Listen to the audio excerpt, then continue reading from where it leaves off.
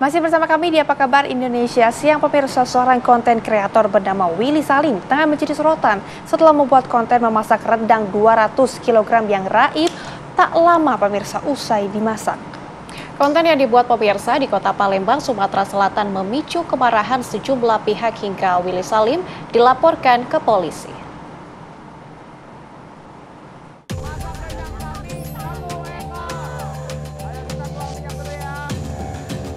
Willy Salim, konten kreator, belakangan menjadi sorotan di media sosial usai membuat konten masak rendang 200 kg untuk warga Palembang. Willy berniat membagikan rendang tersebut setelah matang, namun rendang yang ia masak bersama ibunya habis tak bersisa saat ia pergi ke toilet.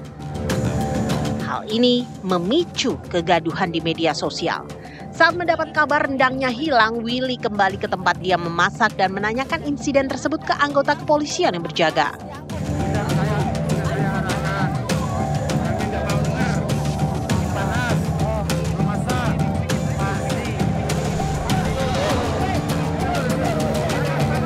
Konten Willy pun viral dan memicu beragam komentar warganet yang dianggap menyerang warga Palembang. Hal ini dinilai menyakiti dan membuat citra warga Palembang menjadi buruk. Beberapa hari setelah konten ini menjadi ramai di media sosial, Willy meminta maaf kepada warga Palembang yang merasa dirugikan atas konten yang telah ia buat. Dalam video permintaan maafnya, Willy mengakui kesalahannya karena kurang persiapan. Saya mau minta maaf yang sebesar-besarnya untuk seluruh warga Palembang yang tersakiti. Gara-gara kejadian rendang yang viral ini, banyak narasi yang tidak enak terhadap warga Palembang. Jujur, ini bukan salah warga Palembang. Ini sepenuhnya salah saya, karena saya kurang persiapan. Mohon maaf, saya pertama kali masak untuk orang sebanyak itu. Dan di bayanganku, bisa kumpul, berbuka bersama ribuan warga Palembang sudah lebih dari cukup. Tidak ada kekecewaan sama sekali terhadap rendang yang hilang itu. Malahan aku senang sekali melihat antusias warga. Lantas, akankah Willy Salim bisa tersandung hukum usai konten rendangnya yang raib yang memicu kemarahan sejumlah pihak ini? Tim TV One mengabarkan.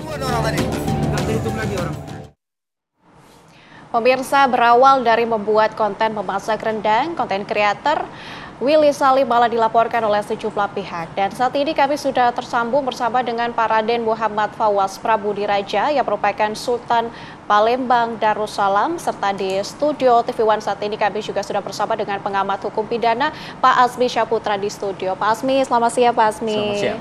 Oke. Dan juga tentunya ada Pak Sultan ya, Iya. dari sambungan Zoom. Baik, ini kita akan ke Pak Sultan terlebih dahulu. Pak Sultan, selamat siang. Siang, ya. Baik, ini untuk mendalami kasus ini, dari pandangan Anda melihat reaksi pertama kali konten kreator ataupun konten yang dibuat oleh Willy Salim ini, bagaimana Pak? Ya, kami selaku warga Palembang jujur kaget ketika melihat konten tersebut, karena itu tidak mencerminkan adat dan tradisi wong Palembang.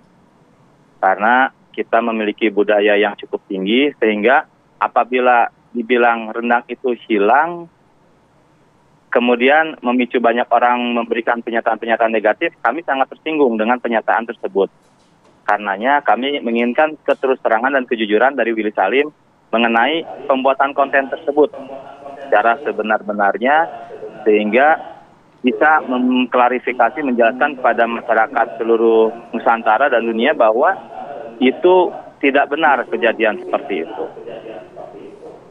Oke, Pak Raden, informasi yang kami dapatkan ini kan ada beberapa pihak yang melaporkan Willy Salim kepada kepolisian. Apakah dari Kesultanan juga turut membuat laporan, Pak? Kalau kami Kesultanan ada tim juga yang mempersiapkannya, sudah dipersiapkan. Tapi kami juga lihat juga, karena kami terdiri dari berbagai macam komunitas ya. Ada komunitas kami yang sudah melaporkannya juga, ada juga yang tetap standby melihat seperti apa. Tapi kalau kami dari Kesultanan sendiri sangat mengharapkan supaya tidak terjadi kegaduhan ini akibat cempol mulutnya Willy Salim. Mari kita selesaikan secara adat dan juga secara kekeluargaan. Namun Bila dia masih seperti itu, maka kami dari Kesultanan Palembang Darussalam juga akan menempuh juga jalur hukum seperti itu. Oke, baik. Tapi Pak, apakah sudah mengundang juga Willy Salim untuk langsung meminta maaf hingga saat ini?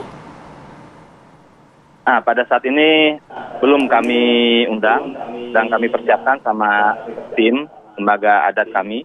Jadi setelah misalnya dia, karena gini, kemarin dia kan membuat konten permintaan maaf yang kami lihat sepertinya tidak tulus dan masih menyembunyikan sesuatu.